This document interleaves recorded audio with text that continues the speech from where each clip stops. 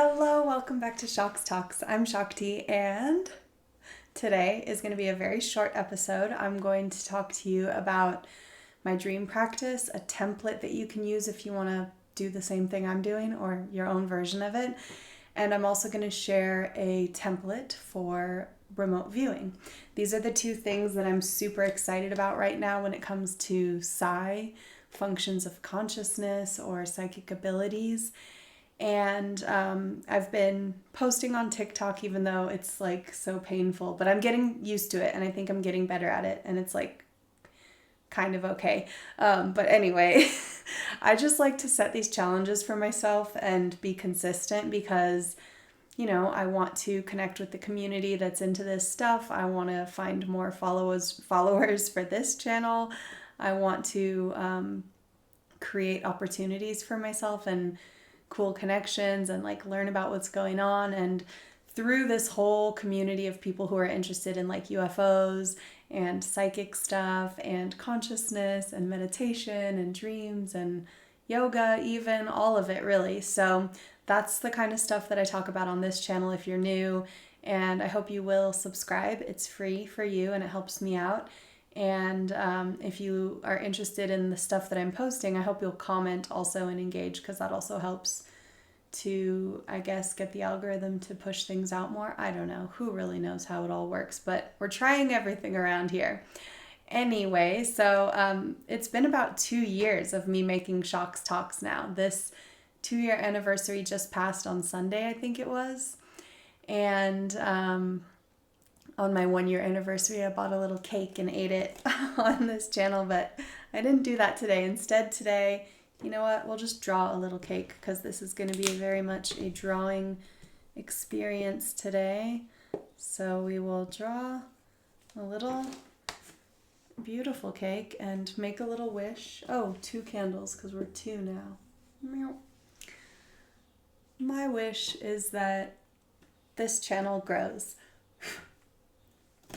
All right, so what we're gonna do today is we're first gonna start off with the dream stuff. So in order to increase my ability to have a better meditation and potentially an out-of-body experience, I'm focusing on working my mental muscles in different ways. So this past month, I have chosen to give up weed and cannabis, marijuana, whatever you want to call it, which is legal where I live, and I have a medical card. And it's been a beautiful, wonderful, incredibly helpful tool for me for a lot of years, but I'm taking a break from it because it blocks dream recall, and I'm working on my ability to pull things back from visionary states. So if you meditate or do an out-of-body practice with binaural beats, or if you have some really incredible dreams, a lot of times we don't even remember what happened in them, or minutes after it's already falling through the cracks of our mind like little grains of sand, And in order to keep a hold of it, you kind of have to practice that skill, or at least I have to. And so my practice is writing down my dreams. So this morning was dream number 34. I've written down a dream every single morning for 34 days in a row. And it's the discipline and the consistency that I think is going to make a difference. So what am I doing with this? I'm trying to create a baseline for myself for understanding by understanding the nature of my typical dreams. It will help me to notice when an anomalous dream pops out. And it will also help me to begin to interpret my own dream symbology. It's kind of like a language I'm developing with myself. So I'm going to write down my template here, an example, and share it with you. So first, I will have like the dream number 34, and then I'll have the name. I'll give the dream a simple name. Like today it was cruise, because there was something about a cruise ship in it. And then I will have place and significant characters, significant symbols, and a brief interpretation.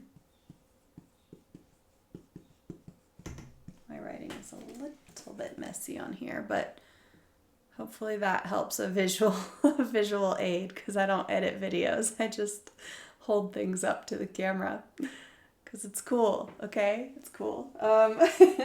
So let's talk about each category. So the name is just a quick point of reference for you to be able to quickly call up the dream in your mind as you're flipping through your data. The place for me often includes multiple places. So it'll be like this dream version of my childhood house, some other random hotel, I'm on a boat, I'm in a city, I'm under a bridge, I'm in the ocean, and I'll write all of them down.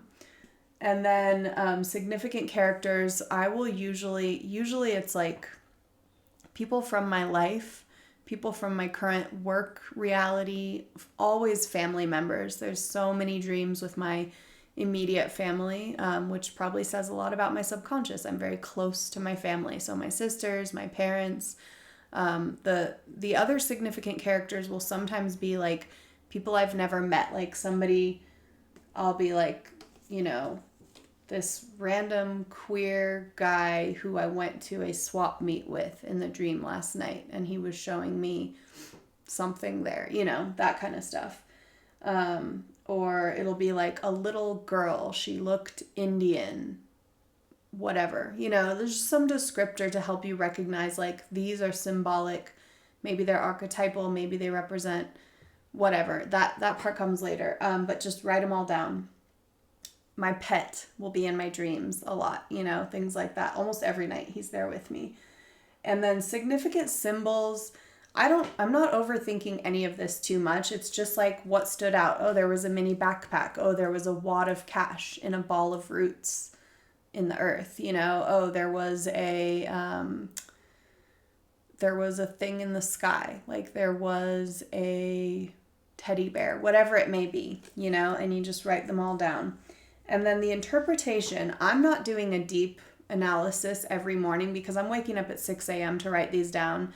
All I can barely do is peel my eyes open, put on my glasses, and like start to type like a little zombie because I'm just like so annoyed that I'm even awake. But that's what I'm doing. So the analysis is really just like very quick. What stood out? What was the tone? Did I feel, I'm not doing a full interpretation here. It's just like, oh, I felt like this dream was a lot about repressed anger and frustration or not being heard, or this dream was really about struggling and anxiety, or this dream was really about hopefulness or whatever, just some quick sentences there. So that's just what I'm doing. And, I'm putting them all on slide pages in a Google slide deck so that I can flip through very quickly one slide for each dream and just kind of start to notice, okay, there's water in a lot of my dreams. Okay, my family's in a lot of my dreams. I'm often in my childhood home. I'm often interacting with people from work. Lots of ex-boyfriends from years and years ago keep showing up in my dreams. That's cool.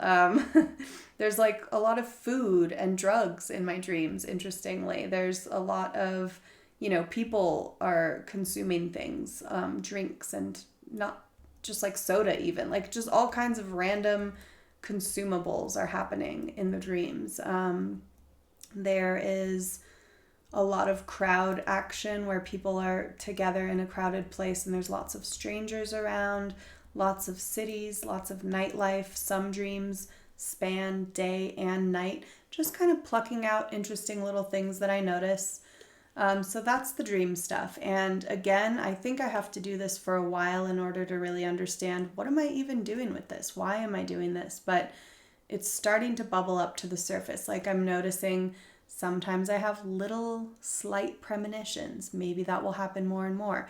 Sometimes I'm practicing what I imagine to be astral projection skills or out-of-body skills in the dream. Is that just me trying to prepare myself, or is the larger consciousness system providing me with little training modules? Who knows? But it's fun. And so like I'm learning to use my dream senses and abilities in different ways in certain dreams, like practicing flying, practicing navigating, driving different vehicles, things like that. And I find that stuff just fun. So that's the dream stuff. And now we're going to talk about remote viewing, because last time in the last episode here, I was telling you about this website. It's called socialrv.com. social-rv.com, like this. And this site is really fun. It's a way to practice remote viewing. You really do need to learn about it a little bit before you go and just jump right into the practice, because you need to understand the protocols in order to make sense of it. I mean, you could totally go in blind, but I wouldn't recommend it because it won't be as fun. So I plucked a little template off of the internet, and it was from a Reddit article that the Social RV site linked. And it helps to have categories to work with when you're doing this. I've also taken different workshops on remote viewing in the past. I have different Shocks Talks episodes on that. I'm trying to dig around right now to see where one of them is. So there's 3 episodes called Thought Power, which are episodes 15, 16, and 17, which give a good basis for understanding consciousness as a fundamental principle of our reality. Episode 22 is about Memoirs of a Psychic Spy. And in episode, what number is this? 26, I talk about seeing without eyes, which is a psi ability that can also be tangential to remote viewing. And there's lots and lots more, but those are just some of them to get it going. I have episodes about dreams and meditations and OBEs and telepathy and out-of-body travel, different books I've read, different practices I've tried. I've broken up my entire collection of videos into different playlists for you. They're kind of like little seasons or playlists, but they're all chronological, and truly this whole Shocks Talks project is meant to be viewed in chronological order, because I'm building on these topics, and the deeper in we go, the more I expect you to know everything. So the less I'm doing of explaining everything, even though I know hopefully new people will jump in at any moment. But I want to assume that if you're here, you probably know some stuff about this, so that we can all go deeper together instead of just always scraping the surface. Like so many people just continue to scrape the surface. We're going super deep with all this. So basically looking at anomalous phenomena, and then you can only go so far, and you have to stop and say, well, wait, I can't even make sense of any of this data, of all these UFO sightings, of all these encounters, these contact stories, these abduction stories, until I have a better understanding of consciousness and the nature of reality. So now we're really digging into that. And psi abilities is a really fun access point for consciousness studies, because psi abilities are functions of consciousness. So they are the things that are possible that may seem anomalous, but perhaps are more accessible than we've been told in our current paradigm. And as you begin to tap into them and understand them for yourself, not because somebody's telling you it's true, but through your own experience, then you can start to analyze the theories of reality and check it against your own personal experiences. And it's just so fun. So that's what we're digging into now. So socialrv.com is a great tool for exactly what I'm talking about, because you can just prove to yourself that remote viewing is possible by doing it yourself. Now, I am very proud of myself because I finally accomplished 10 sessions. I think I actually have like 11 now. And I was able to unlock the AI comparative scoring tool, and I have some really good scores in there. So I'm feeling very confident and very excited. And the site is continually being updated and fixed. I had a little bug. I messaged them about it quickly. Just a thing where I had to refresh the page to submit my results before it would give me the target. And they fixed it immediately. So the guy who's running the site is very responsive. His name is Chase. I don't know his last name. but we emailed a little bit. And then also they just introduced prize pools, which is super fun. So there's a pool of $150 weekly. So this week will be the first week, I think. Yeah, I mean, I know that this just launched, but I think it's this week that people will get to earn prizes if they do well. And the first prize is $100 and the second prize is $50. And it's awarded to the top performer each week based on their best 5 sessions. And you can do as many sessions as you want. So jump on in. The water is fine. Nothing weird is going on here. It's really like there's a movement right now among certain people, especially Hakeem Isler is the one that's really rallying all of these people to bring Psi out of the shadows into a more fun atmosphere, because nobody wants to be 11 from Stranger Things. Nobody who has abilities wants to get locked up and tested again and again. Even military remote viewers get sick of the boring exercises that they have to go through day in and day out. So Hakeem Isler and many other people who he has brought together for the Psi Games is really creating a more sporting energy around all of this, like an atmosphere of fun and competition. He says it's kind of like Olympic athletes. We're not all going to be an Olympic athlete, but we all feel really inspired when we watch them because it shows us what is possible, human potential at its best, and that's what the Psi Games is meant to do. This is the first year, and what I wanted to announce to you in my last episode that I'll tell you now is that I get to go to the Psi Games. I'm not competing. I'm going as an audience member. And it's all sold out now, but I will definitely report back. So stay tuned to this channel to hear all about what I learned at the Psi Games. But it's going to be a really cool 3-day conference that includes lectures and workshops and competitions where people will demonstrate Psi abilities under rigorous scientific measures that are like studies are going to be done during this, but also it's in a more open and fun atmosphere. It's not about tearing people down and debunking people and trying to really put them on the spot and prove that they're wrong. It's about trying to build people up and to make this stuff really fun and to inspire people to play, to get playful with it. And kids are welcome, and a lot of kids are going to be there. And it's happening on August 1st through the 3rd, so I'm really excited about that. So Hakeem Isler has a YouTube channel, and I'll link it below for you for the Psi Games, and you can see interviews with many of the people who are going to be there or who helped him to put it together, a whole range of people. I'll talk more about that on the next episode. So right now, let's just talk about the template that I've been using for my sessions. So first you have the target, and the target will just be a random number that's 8 digits long that represents a target. The target itself, usually it's going to be a photograph, as in the computer version of this, but the photograph represents an event or an object or a place or a specific thing. Like I've had everything from a pineapple to Woodstock to the signing of like the Declaration of Independence to bull races, a horse race. There's been a man in a kayak with an otter on a lake, so there's all kinds of random targets.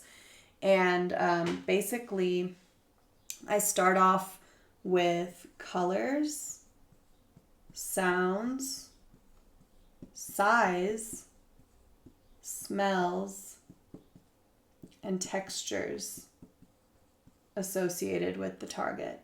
So I go through and I just make little bullet points for each of these categories. I did a session on Shocks Talks. I think it was on the last episode.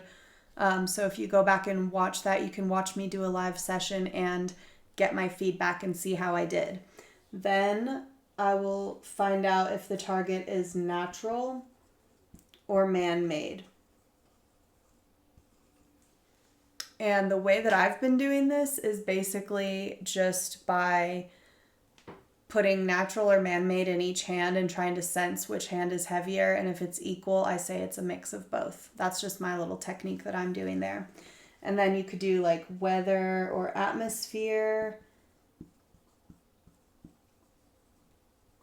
if there is any. I hope my messy writing is helpful at all. Weather or atmosphere, if there is any. and then you sketch a picture and then note any words that pop into your head associated with the target. So those are the main categories that I fill out every single time. And every single time I have been adding a bucket for just random junk or like analytical overlay, which is kind of like when your mind wants to get involved and start thinking about things, that's usually going to pull you out of it. And we'll go deeper into this later. I don't have a whole lot of time right now. But anyway, I'm going to stop including that in the session that I submit because now that the AI is judging me, it's taking that as part of the target. I was just putting it there as like my little bucket of random stuff that I don't want to include in my analysis. So I'm just going to write that on a piece of paper and not submit it on the website because it's sometimes it lowers my score. Sometimes it raises my score because sometimes there's still some good stuff in there. But I'm just going to kind of try to keep that out of it for now and focus on the categories and try to go for like a really clean set of data that relates to the target. So, an ideogram is a quick, emotional, interpretive sketch that usually represents the psychic energy of the target, and you can use that to tap into the target, and you want to do that immediately. It's your very first impression before your mind has a chance to get involved. Usually, I take 3 deep breaths, clear my head, and then scribble it. I always put it at the top left corner of my page. That's just how I like to do it. And it really just looks like a loose scribble, but sometimes it has lines that are straight or more boxy or dots or whatever. And sometimes you can get a sense of what the target is just from that motion. It's like a little symbol that represents it that your subconscious put forward. When it comes to the sketching, you don't want to sit there and try to draw a horse or draw a house until you're like very advanced. Maybe then that's helpful if you're someone who's just seeing the whole target in your mind's eye. But for me, typically I'm closing my eyes and trying to get a sense of big shapes. Okay, there's like a big something circular, ovally swooping in the middle, or there's like kind of a jagged thing up here. Okay, down here I'm sensing something more boxy, or this has lines over here. Now, these different very rough shapes start to have meaning over time, like they represent motion or fluidity or natural things, or you might have a symbol that represents this means building. These lines mean a building, or these squares mean, they end up meaning windows, or there's a desk in that area.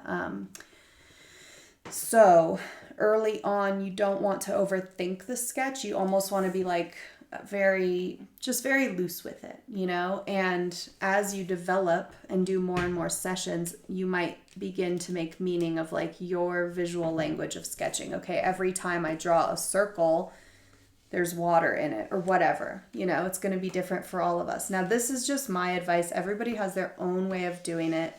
Some people on this site have actually taken, gone and Google searched an image and dropped that in their results bar. They're not dropping a document. Some people are just writing everything down on paper and they're dropping that in.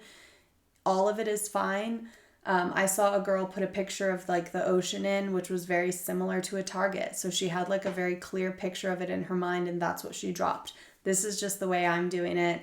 I hope you'll check out the site and play around with all of us. It's super fun. I think the more of us that do it, the better we'll all get. We can comment on each other's sessions, give feedback, compare, see what other people are doing, try different techniques. I'm going to keep talking about this, and I'm so excited to share more about the Psi Games next time I see you on Shox Talks. Thank you so much and have a good day.